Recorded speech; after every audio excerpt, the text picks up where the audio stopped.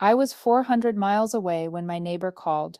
She said she heard screaming coming from my living room. But I live alone. I was on a plane. The only people with keys? My parents. They swore nothing happened. But when I checked the footage from the hidden cameras I'd installed a month before, all I could say was, "How long has this been going on?"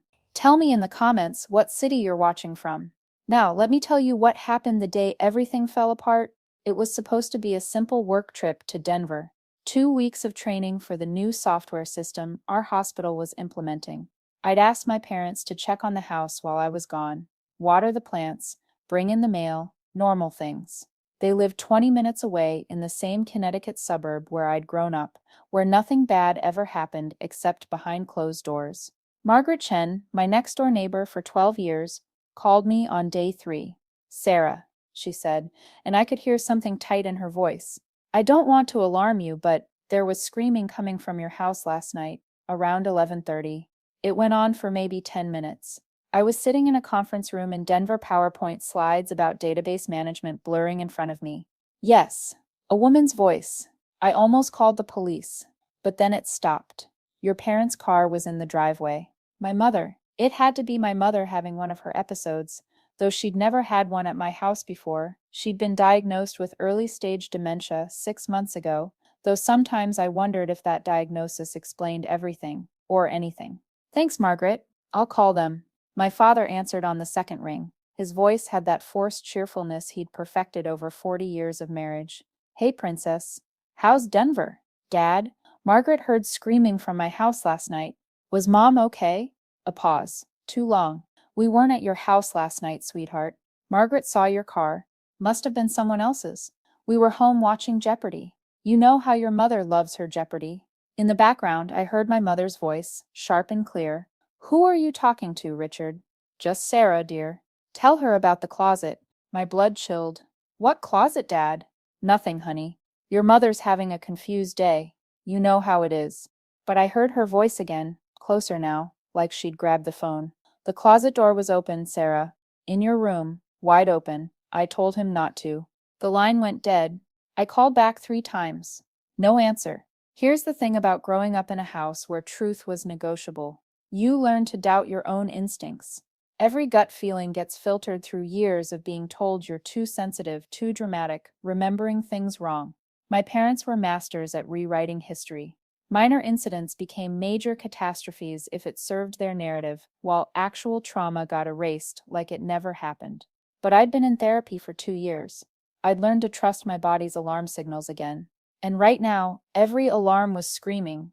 I couldn't leave Denver. The training was mandatory for my position as nursing supervisor. But I could do something I'd been considering for months. Something that felt like a betrayal even as I did it. I ordered cameras, 4 of them. Tiny things that looked like phone chargers, smoke detectors, had them shipped overnight to my hotel. Going home for the weekend, I told my training coordinator. Family emergency, I'll be back Monday. The flight felt like it took years. I kept thinking about that closet door. My bedroom closet had been the one space that was truly mine growing up. I'd installed a lock on it when I was 14, after finding my diary pages spread across my bed, certain passages highlighted in my mother's neat yellow marker. For your own good, she'd said, when I confronted her. Mothers need to know what their daughters are thinking. The lock lasted exactly 1 week before my father removed it with a screwdriver. No locked doors in this house, he'd said. Family doesn't keep secrets. Funny how that rule only applied to me. I installed the cameras on a Saturday while my parents were at their weekly lunch with my brother David and his wife. David, the golden child who lived 3 states away and visited twice a year. David, who still got weekly care packages and phone calls while I, who lived 20 minutes away and handled every medical appointment, every crisis, every 2 a.m. panic attack, got criticized for the way I loaded their dishwasher. One camera in the living room, disguised as a phone charger, one in the kitchen, looking like a carbon monoxide detector, one in the hallway facing my bedroom door, and one, this felt like crossing a line I couldn't uncross, inside my bedroom, angled to catch anyone who entered. The cameras connected to an app on my phone. Motion activated, night vision, cloud storage. The future is terrifying and wonderful. I flew back to Denver on Sunday night. Monday morning, Margaret called again. Sarah, I heard it again last night, the screaming. But this time it sounded like your voice. My hands shook as I opened the camera app. There they were, my parents entering my house at 9:47 p.m. with their keys. My father carrying something, a box? My mother moving straight to my bedroom while he stayed in the living room. I switched to the bedroom camera. My mother stood in front of my closet for a long moment, just staring. Then she opened it and began pulling things out, boxes I'd stored on the top shelf, winter coats, old photo albums. She was searching for something, her movements becoming more frantic. Then my father appeared in the doorway. Linda, we talked about this. It has to be here, my mother said. She wouldn't have thrown it away. She keeps everything. Linda, she owes us, Richard. After everything we did for her, everything we gave up. My father moved into the room, and what happened next made me stop breathing. He grabbed my mother's arm, hard, yanked her away from the closet. Stop it, he said.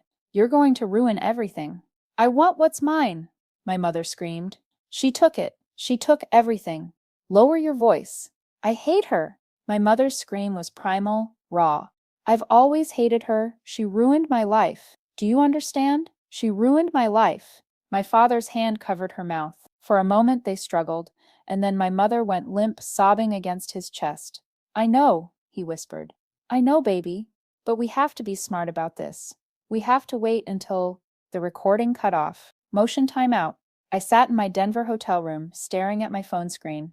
My mother's words echoed in my head. She ruined my life. I've always hated her. Tell me something. Have you ever discovered that the story you've been told your whole life was actually written to hide something else? That's where I was standing, right at the edge of a truth. I wasn't sure I wanted to know. I called in sick to training and booked the next flight home. But first, I called my Aunt Janet. My mother's sister, who lived in Florida and hadn't spoken to my parents in 5 years after what my mother called a silly misunderstanding at my grandmother's funeral. Sarah? Janet sounded surprised. Is everything okay? I need to ask you something, and I need you to tell me the truth. What happened at Grandma's funeral? Silence.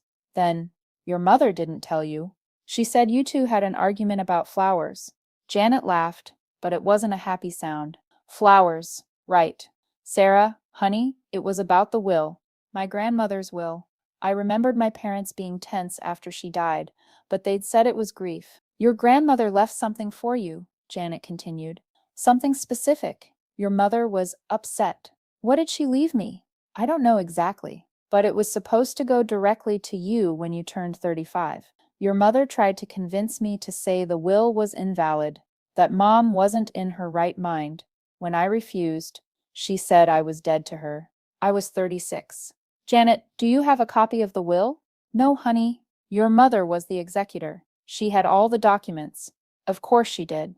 I thought about my mother tearing through my closet, searching frantically. My father saying they had to be smart, had to wait until... Until what? The plane touched down at Bradley Airport at 4 p.m. I didn't go home. Instead, I drove straight to my parents' house, my phone recording in my pocket. My mother answered the door. She looked perfectly put together, hair styled, makeup fresh, wearing the kind of casual elegance that had always made me feel underdressed in my scrubs and ponytail. Sarah, what are you doing here? Aren't you supposed to be in Denver? Can I come in, Mom? Something flickered in her eyes.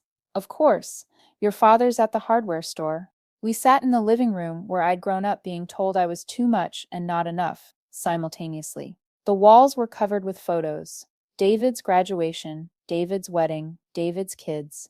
I appeared in exactly 3 pictures, all from before age 10. Mom, I need to ask you about Grandma's will. She didn't flinch. 40 years of controlling her reactions had trained her well. What about it? Janet said Grandma left me something. Janet is a drunk who makes things up for attention. Is that why you were searching my closet? Now she flinched. I don't know what you're talking about. I pulled out my phone, showed her the footage, watched her face cycle through surprise, rage, and finally settle on something cold and calculating.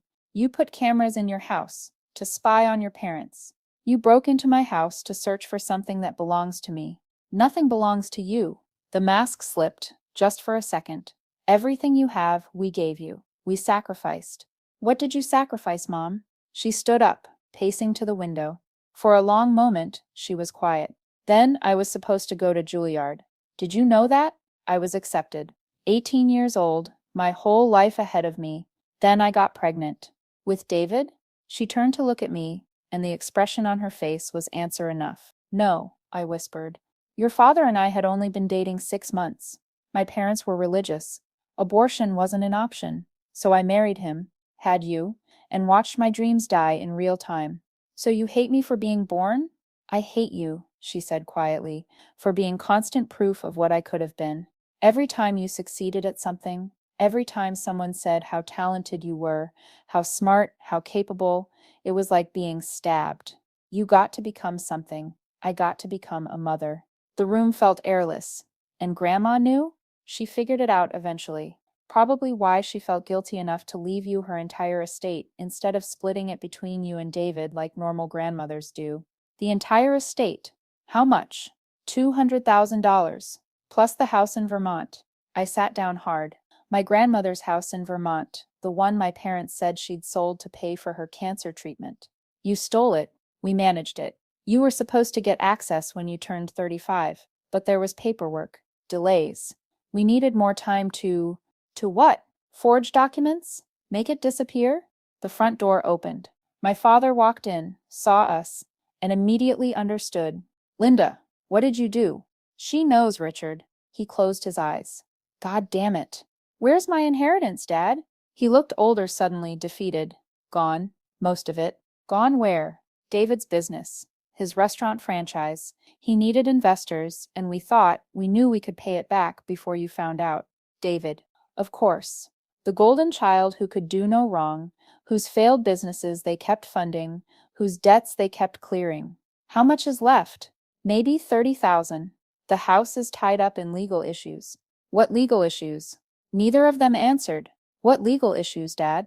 We may have forged your signature on some documents to expedite the sale. I stood up, my legs shaky. You committed fraud.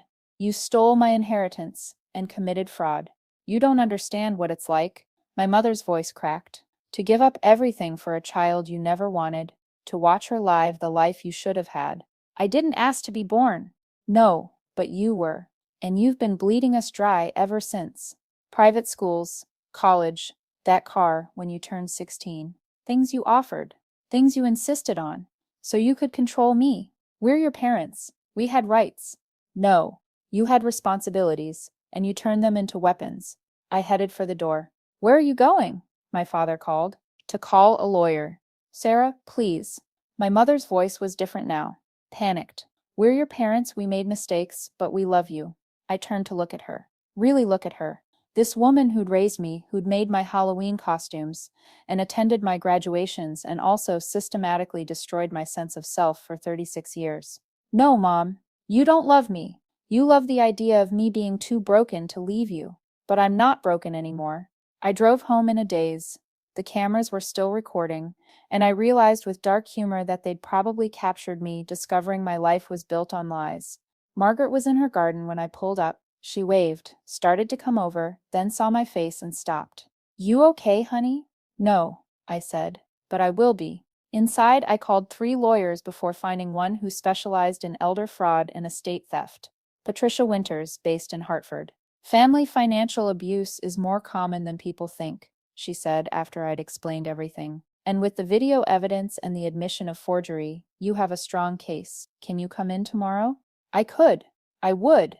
But first, I had one more recording to check. The timestamp was from 2 hours ago. While I'd been at my parents' house, someone had been in mine. David, my brother, on my bedroom camera, going straight to my closet. He knew exactly where to look, pulling out a specific box from the back corner, my memory box, where I kept important papers, old photos, sentimental items. He rifled through it quickly, pulling out documents. Then he held up something to the camera without realizing it. A savings bond, one of several my grandmother had given me over the years, that I'd forgotten about. He pocketed them all. Then he pulled out his phone, made a call. I got them, he said. Yeah, all of them. She never even knew they were here. No, Mom, she won't be able to prove anything. They're bearer bonds. Anyone can cash them. Stop crying. We'll fix this. We always do. Have you ever watched your entire family reveal themselves as strangers? That's a particular kind of grief, mourning people who are still alive but were never who you thought they were. I called Patricia Winters back. Actually, I said, it's worse than I thought. I have video of my brother stealing from me today. Save everything. Back it up multiple places. And Sarah, you might want to stay somewhere else for a few days. But I didn't leave. This was my house, my space, the one place I'd thought was safe. Instead, I changed my locks. The next morning, I met with Patricia in her office. She watched the videos with a poker face, taking notes. The forgery is criminal. The theft of the bonds is criminal. The inheritance fraud is both civil and criminal. You have options. What kind of options? You can pursue criminal charges, which would likely result in your parents and brother facing jail time. Or you can pursue civil action to recover what's yours. Or both. What would you do? She leaned back. I'd ask myself what I wanted more, justice or peace. Can't I have both? Rarely. Justice is loud and messy and public. Peace is quiet and usually requires letting go of something. I thought about my mother's face when she said she'd always hated me. My father's hands on her arms. David's casual theft, like taking from me, was his birthright. What if I want them to hurt the way they hurt me? Then you're human. But revenge and healing aren't the same thing. I signed the papers to begin civil proceedings. Criminal charges, I'd decide later. Patricia asked one more question before I left. Do you have somewhere safe to stay? Family financial abuse often escalates when legal action begins. My house is safe. I changed the locks. I mean emotionally safe, Sarah. This is going to get harder before it gets easier. She was right. The calls started that afternoon. My phone lit up with the family group chat I'd been added to years ago but never participated in. David, Sarah, what the fuck? Mom says you're suing them? My aunt from California. Sarah, this is disgusting. They're your parents. My cousin, wow. After everything they did for you. I left the group chat, blocked numbers. But they found ways. Emails, Facebook messages, even LinkedIn, for God's sake. The narrative was already being written. Ungrateful daughter turns on elderly parents with dementia. Because yes, suddenly my father had dementia too, according to the family story. Both of them, helpless and confused, being attacked by their vindictive daughter over a misunderstanding. My mother's voicemail was the worst. Sarah, honey, I'm so confused.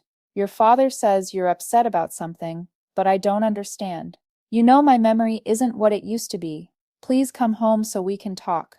I love you so much, sweetheart. Oscar Worthy. If I hadn't had video of her screaming that she'd always hated me, I might have believed it. 3 days into the legal proceedings, something strange happened. Is this Sarah Morrison? Yes? My name is Diane Fletcher. I was your grandmother's attorney. I've been trying to reach you for over a year. My heart stopped. I'm sorry. What? Your grandmother set up a trust for you before she died, separate from her will. She was quite insistent that only you and I know about it. I've sent letters to your last 3 addresses, addresses my parents had access to, mail they collected when they helped with my house. How much? I asked. The trust contains roughly $400,000 and a property in Maine. Your grandmother was concerned about your parents' financial management. She wanted to ensure you had something they couldn't touch. $400,000. My grandmother had known, she'd known, and tried to protect me. Why are you calling now? The trust becomes irrevocable on your 37th birthday. That's in 3 weeks. After that, your parents can't challenge it, even if they discover it exists. But I received a concerning call yesterday from someone claiming to be you, asking to dissolve the trust early. My mother. It had to be. That wasn't me. I know. The security questions were answered incorrectly, but it made me worry that something was wrong. Your grandmother, she loved you very much, Sarah. She told me you were the only one in the family who never asked her for money. I started crying at my desk, had to excuse myself to the bathroom. My grandmother had seen me, had seen all of it, and had tried to save me. That evening, I went back to the house in Vermont. I hadn't been there since Grandma died 2 years ago. My parents had told me it was sold, but apparently they'd just changed the locks and listed it with a realtor friend who kept finding reasons it couldn't show. The spare key was still under the painted rock shaped like a ladybug. Inside, everything was exactly as she'd left it, just dustier. Her reading glasses on the side table, her crossword puzzle book open to a half-finished puzzle dated the week before she died. I found the letter in her desk. addressed to me, sealed, with a post-it note, to be opened only by Sarah after I'm gone. Inside, my dearest Sarah, if you're reading this, I'm dead, and you've finally found your way back to the house. I'm hoping that means you've also discovered the trust. Diane Fletcher is a good woman. Trust her. I need you to know something. I see you. I've always seen you. The way your mother looks at you, the way she diminishes you, the way she rewrites history to make you the villain. I see it all. She was like this as a child, too. Nothing was ever enough. Someone else was always to blame. I failed her by enabling it for too long, thinking love could fix what was broken inside her. But you, my dear one, you were never broken.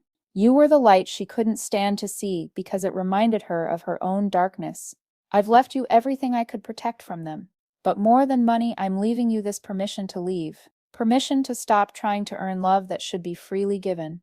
Permission to build a family of choice instead of being destroyed by the family of chance. They will tell you that you're selfish, ungrateful, dramatic. These are the words of people who benefit from your silence. Speak anyway. All my love. Grandma Rose. P.S. Check the attic. Third box from the left. I climbed to the attic, found the box. Inside were photos I'd never seen, my mother young and pregnant, looking furious at the camera, my father barely out of his teens, deer in the headlights expression, and then me as a baby, with Grandma Rose holding me, looking at me like I was a miracle. On the back, in her handwriting, the day Sarah saved us all. There was another envelope, legal documents, adoption papers, never filed. My parents had tried to give me up for adoption. Grandma Rose had stopped them. I sat in that attic for hours, rewriting my entire life story with this new information. My mother hadn't just resented me, she'd tried to give me away, and when that failed, she'd spent 36 years punishing me for existing. My phone buzzed. A text from David. You always were a selfish bitch, but this, destroying mom and dad? You're dead to me. I laughed. Actually laughed. Dead to him? I'd been dead to all of them since the day I was born. They just kept my body around to blame for their failures. Another text, from my mother. The locks on the Vermont house have been changed. That's my mother's house. So they knew I'd been there. I texted Patricia Winters. They're escalating, and I found more evidence. She called immediately. What kind of evidence? I told her about the trust, the letter, the adoption papers. Sarah, this changes things. With this trust, you don't need to fight for the stolen inheritance. You can walk away whole. It's not about the money anymore. Then what's it about? I thought about it. Truth. I want the truth on record. I want it documented that they stole from me, lied to me, tried to erase me. I want it to exist somewhere outside of my head so I can stop wondering if I made it all up. Then we proceed. But Sarah, now that they know about the Vermont house, about you digging into things, they're going to get desperate. Desperate people do dangerous things. She was right again. The next morning, my car tires were slashed. All 4 of them. The security camera I'd installed after changing the locks showed my father, at 3 a.m., methodically destroying them with a knife from my own kitchen. He still had my spare key to the garage. Then he looked directly at the camera and smiled. That smile? I'd seen it before. When I was 8 and accidentally broke David's trophy. When I was 15 and tried to report my mother for reading my diary to my school counselor. When I was 22 and told them I was moving out. It was the smile that said, "No one will believe you."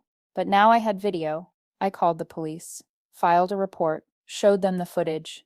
"Do you want to press charges?" Officer Martinez asked. "Yes." "Against your father?" "Yes." She looked at me with something like pity. These family situations, they can get complicated.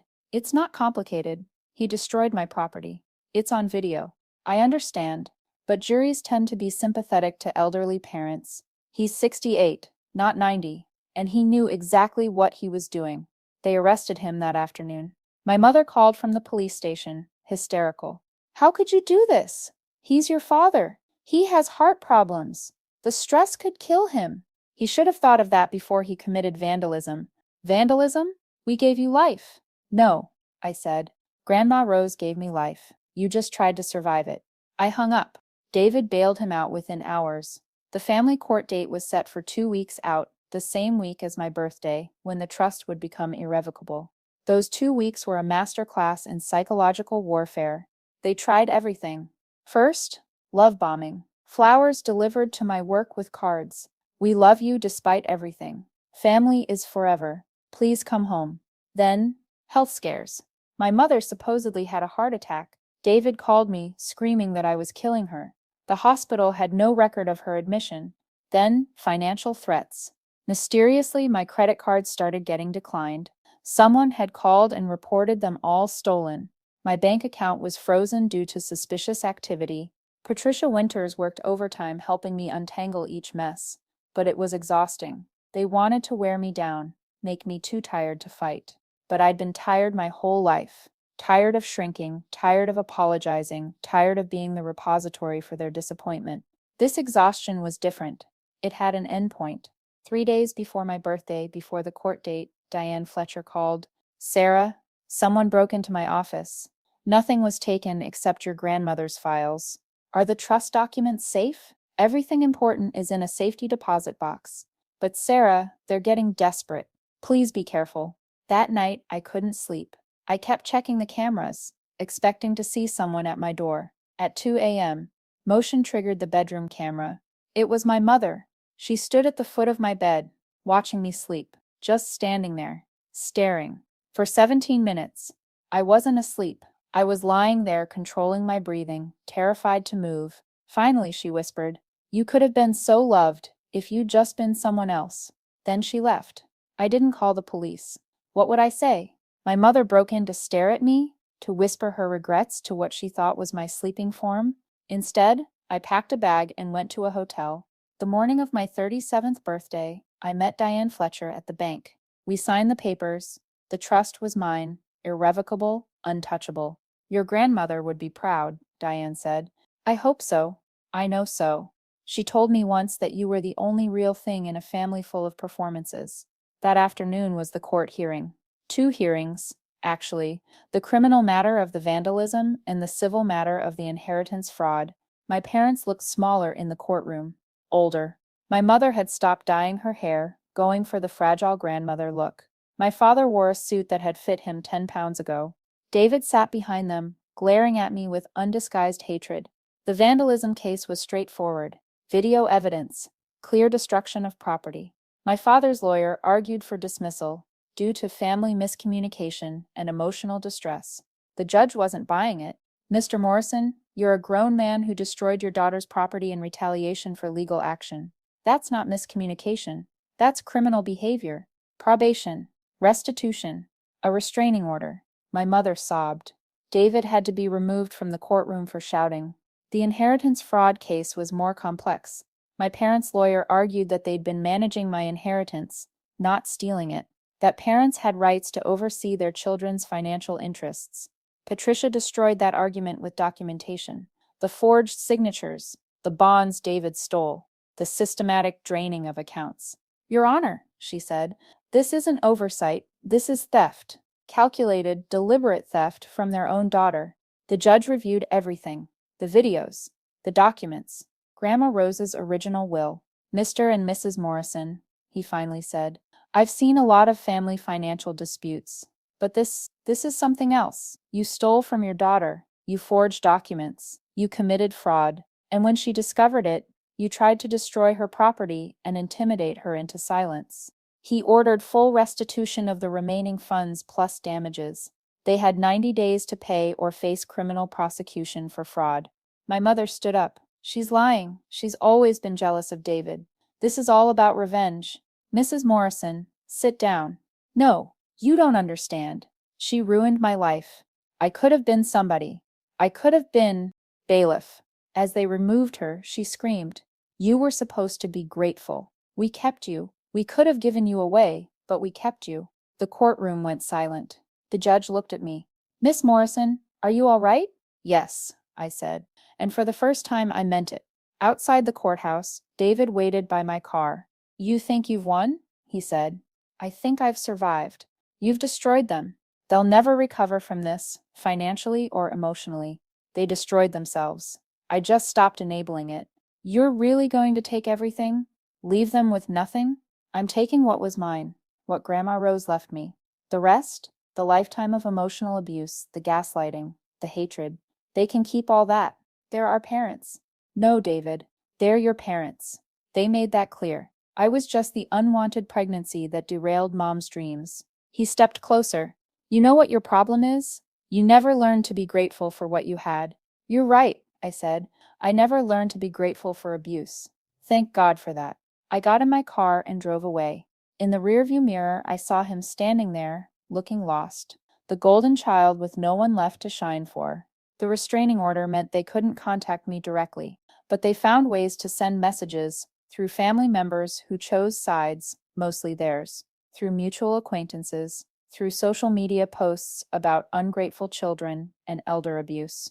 I changed my phone number, made my social media private, started therapy, real therapy, not the kind where you learn to make yourself smaller to avoid conflict. You're grieving, my therapist said. Not the family you lost, but the family you never had. She was right. I was mourning the parents who should have loved me unconditionally, the brother who should have protected me, the childhood that should have been safe. But I was also discovering something else: freedom. For the first time in 37 years, I wasn't managing anyone else's emotions, wasn't calculating how much space I could take up, wasn't apologizing for existing. I sold my house, too many memories, too many violations, bought a cottage near the water in Maine, close enough to Grandma Rose's Vermont house for weekend visits, but far enough from Connecticut to breathe. I kept my job at the hospital but transferred to a different location. Started over with colleagues who didn't know my history, didn't look at me with pity or judgment. 6 months after the court hearing, Patricia Winters called. Your parents filed for bankruptcy, she said. They can't pay the restitution. What does that mean? It means you can pursue criminal charges for the fraud, or you can let it go. I thought about my mother's face in court, my father's shaking hands. They'd lost everything, their reputation, their relationships with extended family, who'd finally learned the truth, their financial security. Let it go, I said. Are you sure? They're already in prison. They just built it themselves. A year later, I got a letter forwarded from my old address. No return label, but I recognized David's handwriting. Inside, a single sheet of paper. Sarah, Mom's been diagnosed with late-stage cancer. 3 months, maybe 6. She wants to see you. David? I sat with that letter for 3 days. Talked it through in therapy. Called Patricia for legal advice. Called Diane Fletcher for personal advice. What would your grandmother want you to do? Diane asked. She'd want me to protect myself. Then you have your answer. I wrote back. David, I'm sorry she's sick, but illness doesn't erase abuse. It doesn't rewrite history, and it doesn't obligate me to provide comfort to someone who spent 37 years ensuring I had none. Tell her I forgive her, not for her peace, but for mine. Sarah. My mother died 2 months later. I found out through Janet, who called to ask if I was coming to the funeral. No, I said. Sarah, honey, I understand, but you might regret. The only thing I regret is the years I spent trying to earn love from people incapable of giving it. I didn't go to the funeral, but I did visit Grandma Rose's grave that day. Brought her favorite flowers, yellow roses for friendship, not red for love. She always said love should be easy, but friendship required choice. I'm free, Grandma, I told her headstone. Finally free. The wind picked up, rustling through the roses, and for just a moment I could swear I smelled her perfume, white shoulders applied with a light hand. 3 years have passed since that day. My neighbor called about the screaming. 3 years since I discovered that the people who were supposed to love me most had been slowly, systematically destroying me instead. My father is still alive, living with David now. I heard through distant relatives that he has actual dementia now. Ironic, considering how they'd faked it before. David's marriage fell apart under the financial strain of supporting him. The golden child finally learning what it means to be the responsible one. Sometimes I wonder if I should feel guilty. If a good daughter would have forgiven, forgotten, returned to the fold. But then I remember my mother standing at the foot of my bed, whispering that I could have been loved if I'd been someone else. And I realize I am someone else now. Someone who chooses which voices to let into her head. Someone who knows the difference between family and relatives. Someone who understands that no is a complete sentence and self-preservation isn't selfish. The cameras are gone now. I don't need them anymore. I trust my reality, my memory, my right to exist without justification. Last week I got a call from a number I didn't recognize. Almost didn't answer, but something made me pick up. Is this Sarah Morrison? Yes. My name is Jennifer Walsh. I'm. I think I'm your half sister. The world tilted. I'm sorry. What? Your father? Our father? Had an affair with my mother 30 years ago. I just found out through one of those DNA tests. I'm sorry to call like this, but I've been trying to understand our family and, well, everyone says you're the only one who tells the truth. I laughed. Actually laughed. They say that in much less flattering terms. But I figured anyone they all agree to hate must be worth knowing. We met for coffee. She looked like him. Same eyes, same stubborn chin, but she had something he never did, self-awareness. He left us when I was 2, she said. My mom never told me why. Now I'm starting to understand. He's good at leaving, I said. Even when he stays. We talk once a week now. Not as family, that word still carries too much weight, but as two people trying to understand where we came from so we can choose where we're going. She asked me once if I ever regret destroying the family. I didn't destroy it, I told her. I just stopped pretending it wasn't already broken. Today is my 40th birthday. I'm sitting in Grandma Rose's house in Vermont. My house now. The morning light streams through the kitchen windows, catching the dust motes that dance like tiny celebrations. Margaret Chen sent a card. She moved to Florida last year, but still remembers. Happy birthday to the strongest woman I know. Thank you for showing me it's never too late to speak up. Because here's what happened after my story got out.